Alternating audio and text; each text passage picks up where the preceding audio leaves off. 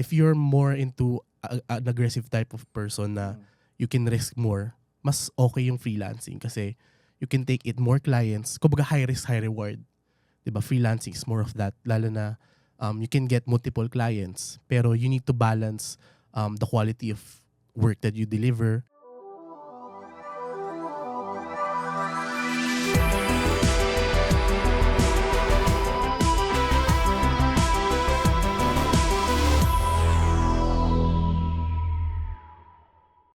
Welcome to Ka Computer Podcast, where tech meets wit and wisdom.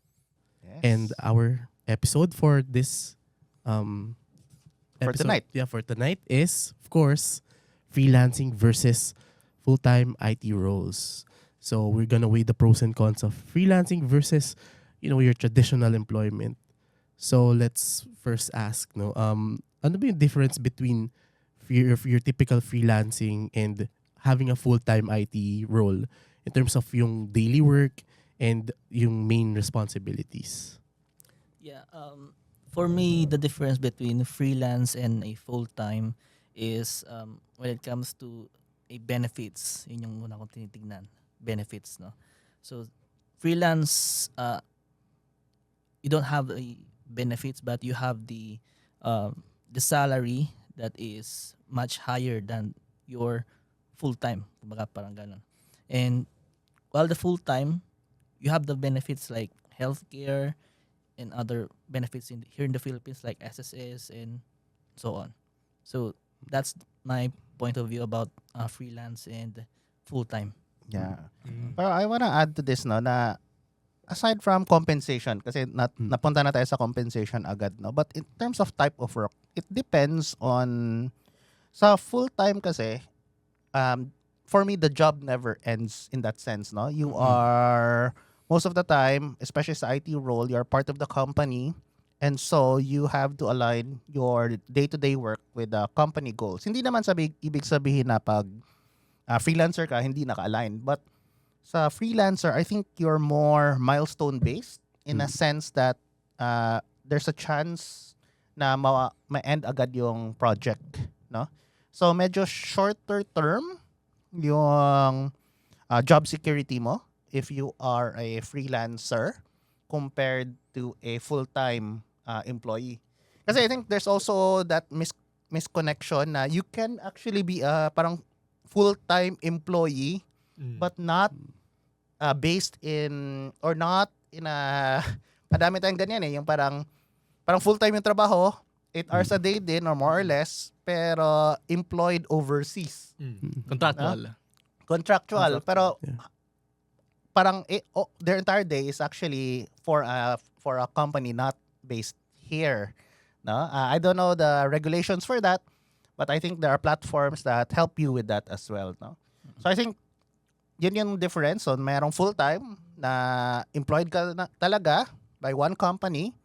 Meron ding freelance na parang madami kang jobs or madami kang projects, madaming companies, and then yung parang in between na parang online ka, hindi ka nagre-report sa office or wala kang employer of record per se, pero full-time ka pa rin. No? Yeah. So siguro when we consider that employment options, ano yung mga sa tingin nyo dapat tingnan ng isang tao to know if bagay ba sa kanila yung full-time in a regular company or to some extent multiple projects or parang in between, no? Ano yung thoughts nyo on that? Well, first off, dapat malaman ng tao kung ano yung parang profile niya when it comes to handling multiple projects at the same time. So, depende yan sa tao eh. Minsan gusto isang project lang, malaki, tapos full focus sa isa na yun. And ang iba gusto kunin yung maraming projects kasi some people consider na multiple projects in just a short span of time can be something like meron ka ng 3 years of experience in just 1 year. Some people consider that. That's why some people opt for freelancing para sa experience. Ganong klase. Ikaw, meron kang thoughts on that? For me, hold on. What was the questions again? Parang ano yung mga considerations na ipipick mo to go full-time employee, full-time freelancer, or parang a mix of between, no? Okay. Yeah, you mentioned earlier regarding the security. So that's the main point na when it comes to freelance, hindi masyadong secure your career, while with a full time, much secure ka because you have the ability to steady yung pag-work mo within that company. So yun yung tinitignan ko when it comes to freelance and full time. Ako naman parang more of ano siya. Ang ginagawa ko is parang siyang you do a risk assessment. Na parang siyang investing, 'di ba? Ano ka ba low risk ba, high risk ba yung mag-freelance or something? Parang if you're more into an aggressive type of person na you can risk more, mas okay yung freelancing kasi you can take it more clients. Kumbaga high risk, high reward. 'Di ba? Freelancing is more of that. Lalo na you can get multiple clients pero you need to balance the quality of work that you deliver and also you managing yung project and the finances. Pero if you're not that risky or aggressive na more on ano ka parang investor type mo is conservative. So baka mas okay sa yung just having a full-time job kasi yun nga job security. Pero yun nga yung iba naman medyo may kaya nila i-tolerate to having something in between na mabait sila kasi may full-time job sila pero at the side meron silang mga side projects na tinatrabaho just to make ends meet. And possible yun, depende siguro sa risk assessment mo as a person. Ako actually, kwento lang to, there was a short period of time, maybe mga 6 months, I would consider myself as a full-time freelancer. No? And what ko siya kinonsider at that point is that I could potentially, no, make in a few days what I would make in a month. No? So, masaya, in a sense, masaya yung panahon na yun because, parang so, may certain time na parang grabe yung effort, no? Grabe yung effort kasi alam mo, it will pay for the entire month. Yeah. And then once tapos na yung effort na yun, a certain part of the time of the month, naglalaro na ako ng computer games, no? Na-enjoy ko yun, no? This is also after coming from another full-time work. So parang may konting burnout ba siguro o hindi, pero kinonsider ko yung freelance because of that, no? May extra time ako. Na-enjoy ko yung time na yun. But I wanna say here na eventually, at least in my story, no? Bumalik din ako sa full-time role.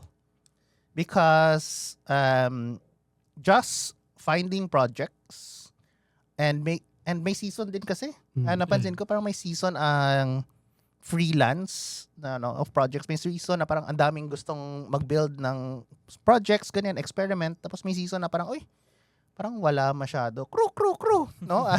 And then, unless meron kang buffer na siguro 6 months or more, medyo matatakot ka na rin, no? Parang towards the end of the month, walang gig pumapasok, parang. And so, again, this is just for me, especially at the stage of your life, no? Especially, let's say, madami ka ng mortgage or babayarin. Yeah. So, it's also nice, no? Nice to be employee. Less headache, no? At the same time. Yep. Right. So, siguro that's what I want to say din about the career growth side, no, of this. Mas malaki yung for me to, mas malaki yung career growth, yung early stage ng career growth, siguro malakas sa freelance. No? Kasi ang dami mong projects hawak, ang dami mong code, madami kang languages na hawak. But later on, parang kang entry level or mid level lang lagi when you enter that project or a senior project na. Pero hindi ka nag-grow with the product of that. You might end up na kasi nangyari na rin sa akin to na naging freelancer ako for a product and then eventually naging full-time ako for that same product. No, parang na-absorb kasi ito yung role ng mga startups eh. Diba? Start mo na, hire ka muna ng freelance developers, tapos pag grow na yung product, sige, hire na natin full-time tong developer natin. So, nangyari din sa akin yan. So, in the end, no, for me, my profile, I've realized is really for a full-time employment. Kaya ba? Yung sa akin is medyo medyo unique siya eh. So I tried freelance din like for a few months sa isang client which is relative ko lang din. And I found na mas malakas yung grind kapag freelance ka. Like mas malaking demand kasi usually ang nangyayari is ang client ko ako lang yung sole developer. Wala yung team that guides me. Wala rin yung mentor that will guide me papunta sa dapat nagagawin sa project na yun. So, like for me, like sa stage na yung career na yun, parang I decided na I wanted a full-time job na may mga senior developers. And yung mga people na nag-mentor talaga sa akin. So, that's like the reasoning ba't ako nagano. Right. And meron kami mention, no? Something about the challenges. But before that, I think it's time to thank our sponsor for this episode, no? And we'd like to thank our sponsor. So, White Cloak Technologies is a custom software development company. They build mobile and web applications. They work with leading brands in banking and real estate. Visit their website at www.whitecloak.com to know more.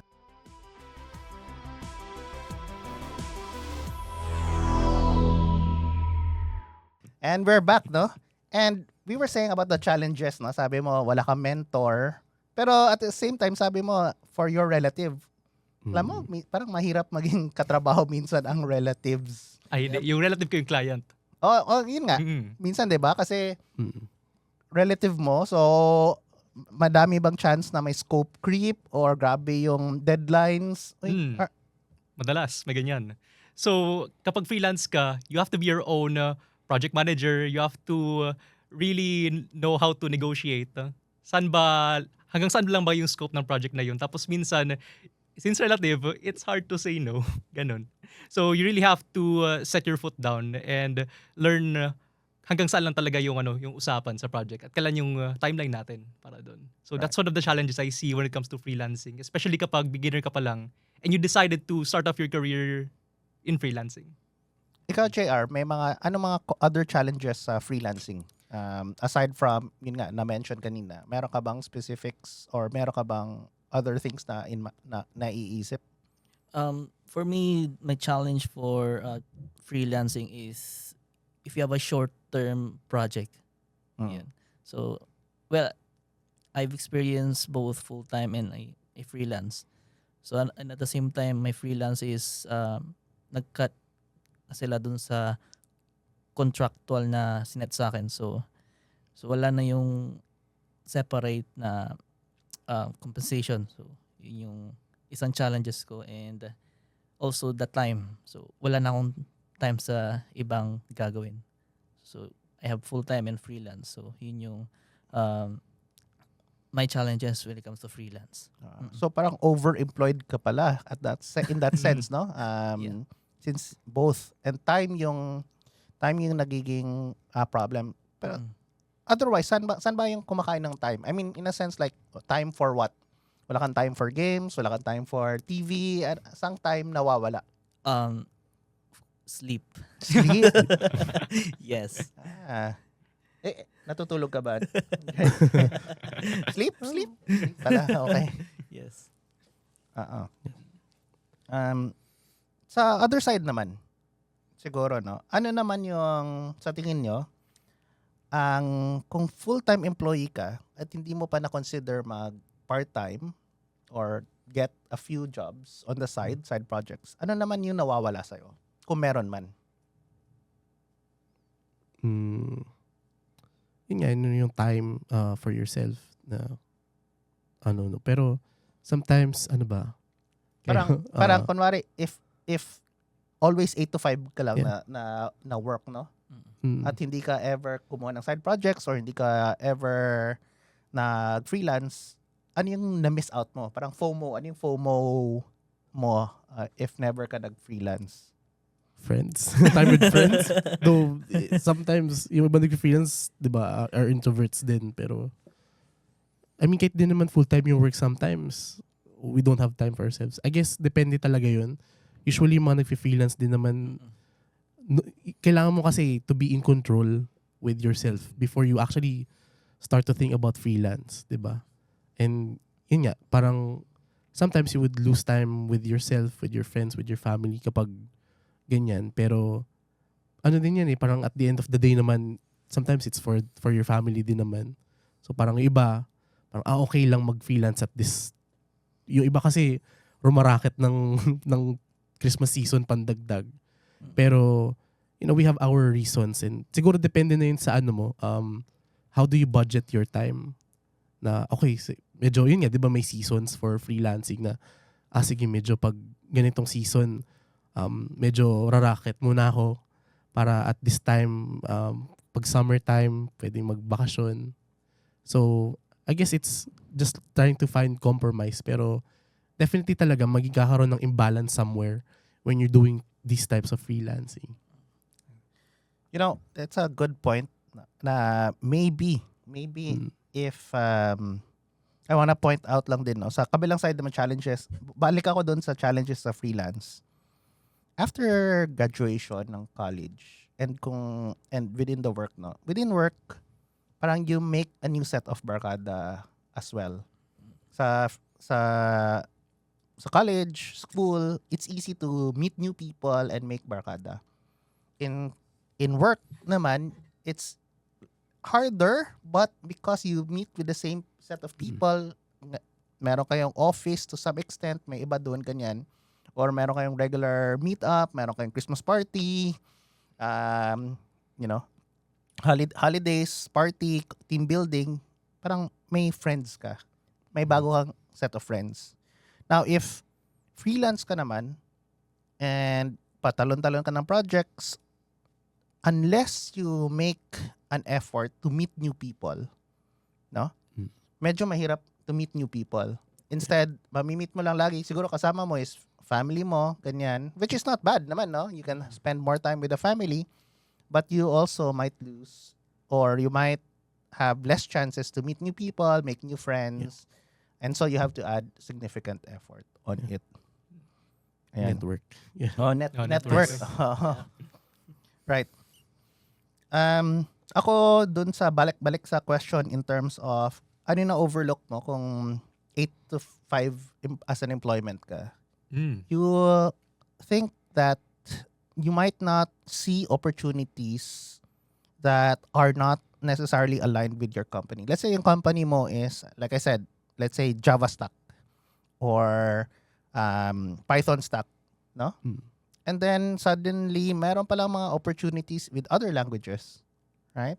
So it's either you try to do side projects on your own na walang bayad, or you get a side gig para you can expand your opportunities naman din.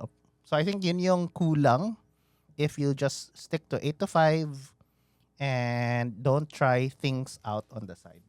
Yes. I agree with that, sir. Tapos, when it comes to an 8 to 5 job, your growth is actually, ang ceiling niyan is yung highest person sa company mo. That's a good idea. Yes. Yun ba yung boss? Anak ng boss? Ganun. Sige. So, for example, a CTO, yung pinaka-technical na person there, your growth ceiling is that person, kung ano mang level niya. But if you're exploring other opportunities elsewhere sa ibang gigs, you can explore other skills aside from anong pina-practice sa loob ng company mo. Malay mo, mas better pa na best practice, di ba?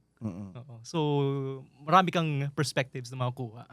Yeah. Kumbaga sa freelancing, sky's the limit. The sky's the limit. With earning, di ba? Tama, no? And in terms of salary naman, balik tayo sa salary, no? Kasi medyo hot topic siya, no? Sa average salary, either monthly or annual, no? Mataas naman yung average salary natin as IT, right? And if you've seen some of the Facebook posts, that amount that you've seen, kung monthly man yun, which alam natin hindi, annually yung original source din, kung monthly man yun, it's very hard to get that on a monthly basis in the Philippines unless you are maybe multinational company with a very high position. And I'm talking about example, when I say multinational, it even is global companies. Yung branch tayo dito, no? And you are probably the country manager or the country CTO. Kasi may country CTOs eh. Yun, kaya yun monthly. Pero otherwise, hindi. In my perspective, no? Obviously, annually, kaya yun. Kasi yun yung average ng right now. But kaya din siya sa freelance. Pero you just have to ask yourself, is it worth it? No? At freelance. Kasi at that amounts, at sa freelance, baka sinusunog mo na sarili mo. Right? So that's what I wanted to share on that. No? As a freelance and IT, you also have to consider ano talaga yung best fit for you. Evaluate yourself. Also, no, yun nga, parang, di ba, yung in terms of salary, yung handling taxes naman, di ba? Nung kumbaga, parang when you're a full-time employee, everything's taken care of you, yung benefits package. Pero, yun nga, naririnig lang din natin sometimes from other freelancers na, okay, I mean, bakit pa ba ako magbabayad ng ganito for ganyan-ganyan? Parang, meron pa bang ibang, like, challenges parang or difference when it comes to mga ganung klase ng due diligence mo na lang as an individual, like aside from yun nga taxes na kasi the beauty of when you're a full-time employee, yung employer mo takes care of your taxes, pero when you're freelance, you can diretso na yun sa bank account mo, pero parang you need to take care of your taxes, you have to pay it because you're a Filipino, diba? Parang, I think no na we need to be really, parang naging nationalist, di naman nationalist, pero at least do our part pa din. Because, yun nga, we still live in this country. Like, what's your thought about that na, yun nga, some are, di ko naman sinasabing no, marami, pero there are some people na doesn't do that.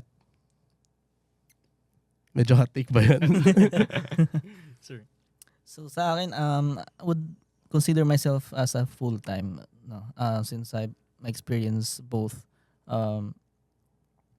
Pag yung freelance ko is, ayun, medyo nawawala-wala na. Sabi nila, seasonal siya. So, mas magiging mag-full-time na lang since that's steady and your financial is steady as well. So, yun lang sa akin. Right. And in terms of taxes, now one of the things pala about tax is that a lot of banks or loans rely on the ITR. So unless you're paying for a house in full cash, which medyo mahal ang house, and lot na dito sa Metro Manila and other places, yung ITR mo is very important to get a loan. Pero, the beauty naman of it, I mean, meron naman. There are definitely like tools to. Yun naman yung silver lining in this. Na, kunyari, there's yung may company, di ba, yung Taxumo na Yes. you can, they'll be, like, para silang platform where you can just submit and pay your tax, which make things easier, no? Sana dumami yung mga ganong type of, like, companies that helps out freelancers. Lalo na, it's a growing industry na, yun nga, in terms of paying your taxes. Yung contributions din, dati mahirap magbayad ngayon. We have yung mga portals, yung SSS Pag-ibig, no?